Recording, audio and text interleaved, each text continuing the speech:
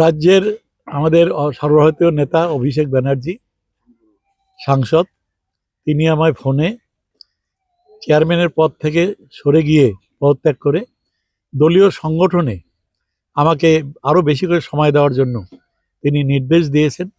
তার নির্দেশ শিরোধার্য করে আমি সংগঠনের লোক, সংগঠনকে আরও শক্তিশালী করার জন্য, যাতে কুচবিহার থেকে 9টা সিট আমরা জিতে মমতা ব্যানার্জির হাতে তুলে দিতে পারি, দলের হাতে তুলে দিতে পারি। সোনাক্ষী, মশলা কোথায়?